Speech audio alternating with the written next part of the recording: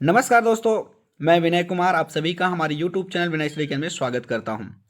आज की इस वीडियो में हम कवर करेंगे वैदिक सभ्यता। वैदिक सभ्यता के अंतर्गत उत्तर वैदिक काल 1000 से 600 ईसा पूर्व।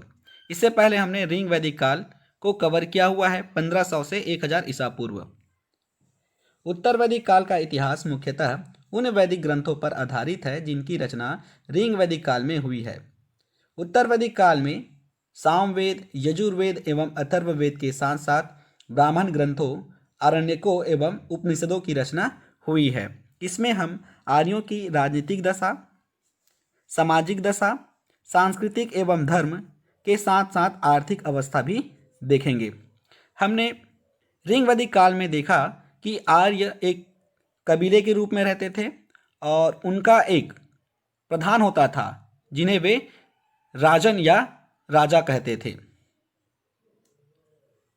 CGPSC प्री के लिए हम एक स्मार्ट कोर्स लेकर आए हैं। यदि आप जुड़ना चाहते हैं तो हमारे चैनल को सब्सक्राइब कर लीजिएगा, बेल आइकन को प्रेस कीजिएगा और जब भी आप बेल आइकन को प्रेस करें ऑल नोटिफिकेशन ऑन जरूर कर दीजिएगा, तभी आप लोगों के पास सभी वीडियो लेक्चर के नोटिफिकेशन पहुंचेंगे।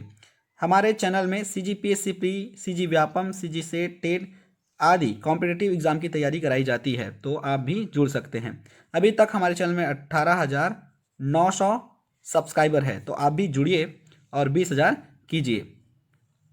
उत्तर वैदिक काल 1000 से 600 ईसा पूर्व माना जाता है। उत्तर वैदिक काल का इतिहास ऋग्वेद के बाद रचे गए वैदिक साहित्य पर आधारित है। ऋग्वेद के बाद कौन कौन से वेद रचित हुए?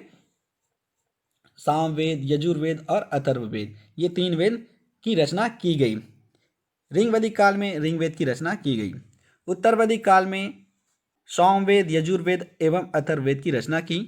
साथ ही साथ ब्राह्मण ग्रंथों, आरण्यकों एवं उपनिषदों की रचना हुई है। वेदांग, वेदों के अंग को वेदांग कहते हैं। वेदों के अध्ययन में यह मदद करता है। वेदांग की कुल संख्या 6 है।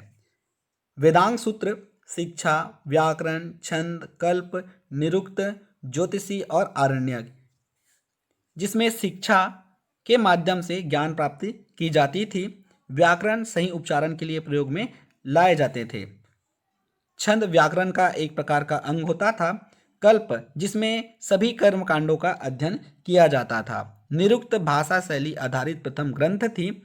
ज्योतिष, ज्योतिष विद्या का ज्ञान लगत ऋषि ने दिया था। आरण्यक, ऋषि मुनियों का जंगल में रहकर ज्ञान प्राप्त करना और वहां के रहस्यों का पता लगाना था। इस काल में आर्यों का मुख्य संकेंद्रण गंगा यमुना दो आब में था। आपने देखा होगा ये पंजाब का एरिया है और ये गंगा और यमुना का दो आब है, ये क्षेत्र है। इस क्षेत्र में आर्य लोग रहते थे और उसे आर्यवत क्षेत्र भी कहा गया। यहाँ की राजनीतिक दशा देखें तो इस काल में आर्यों का संपूर्ण उत्तर भारत में प्रसार हुआ। ऋग वैदिक काल में हमने देखा कि आर्य कबीलाई थे, कबीलों में रहना पसंद करते थे। लेकिन उत्तर वैदिक काल में कबीलों का संलयन छोटे छोटे कबीलाई क्षेत्रों में होने लगा और यही कबीलाई क्षेत्र जनपद के रूप में परिवर्तित हुए। 2 प्रमुख कबीले भरत और पुरु एक होकर कुरु नाम से विदित हुए। कुरुओं ने दिल्ली क्षेत्र और दोआब के ऊपरी भाग पर अधिकार कर लिया, जो कि कुरुक्षेत्र के नाम से प्रसिद्ध हुआ। ये भरत और पुरु आपस में मिल करके उस क्षेत्र पर अपना अधिकार कर लिया और वो क्षेत्र कहलाए कुरुक्षेत्र। राजा का पद वंशानुगत हो गया, उनकी शक्तियों में वृद्धि होने लगी। ऋग वैदिक सभ्यता में हमने देखा कि राजा का पद धीरे धीरे वंशानुगत होने लगा था। उनकी राजाओं के पास शक्तियां सीमित थी क्योंकि उन्हें कबीलाइयों से सलाह लेनी पड़ती थी। उत्तर वैदिक काल में शक्तियों में धीरे धीरे वृद्धि होने लगी। राजा की शक्ति में वृद्धि हेतु बड़े बड़े यज्ञ और अनुष्ठान संपन्न किए गए। इसमें प्रमुख यज्ञ अश्वमेध, वाजपेय जिसमें रथों की दौड़ की जाती थी और राजसूय थे। समिति की तुलना में सभा अधिक प्रभावी हो गया था। वहाँ समिति और सभा दोनों में समानता थी, लेकिन उत्तर वैदिक काल में समिति की तुलना में सभा प्रभावी हो गया। राजा के अधिकारी समूह को रत्निनी या राजकृत कहा गया। यहाँ की सामाजिक दशा देखें तो समाज 4 वर्णों में सुस्पष्ट रूप से विभाजित हो गया था।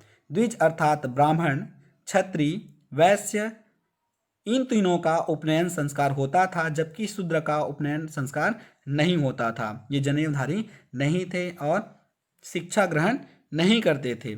यहाँ पर अस्पृश्यता का प्रश्न नहीं था। यहाँ पर गोत्र व्यवस्था स्थापित हो गया था। समगोत्री विवाह संबंध प्रतिबंधित थे, अभी भी ये प्रतिबंधित है।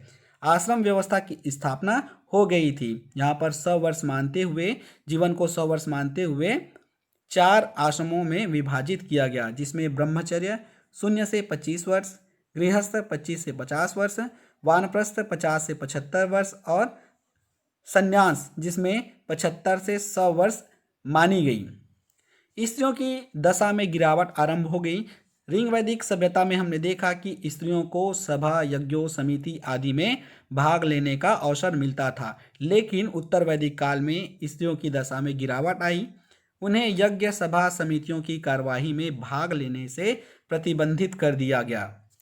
विवाह के 8 प्रकार थे, जिसमें ब्रह्मा, प्रजापत्य, देव, आर्य जिसे आर्स भी कहा गया, गंधर्व, असुर, राक्षस एवं पिशाच विवाह संस्कृति एवं धर्म थे।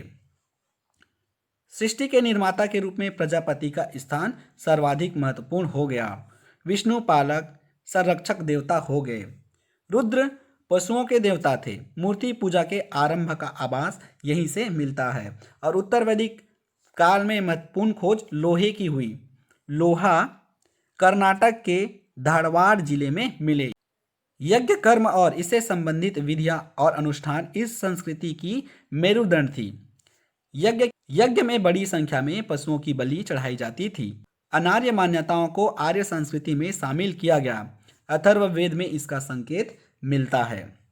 यहाँ की आर्थिक व्यवस्था देखें तो इस अवस्था में कृषि आर्यों का प्रमुख पेशा बना। गेहूं मुख्य आहार था। चावल का उपयोग करने लगे। इस समय लोहे का ज्ञान आर्यों को हुआ। लगभग 1000 ईसा पूर्व कर्नाटक के धारवाड़ जिले में मिला। अथर्ववेद में लोहे को श्याम या कृष्ण अयस्क कहा गया। उत्तर वैदिक काल में चित्रित धूसर भांड का प्रयोग होता था।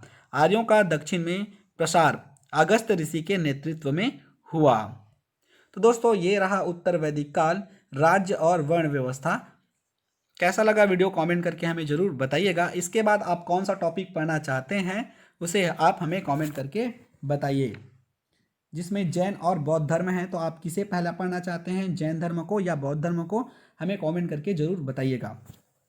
धन्यवाद।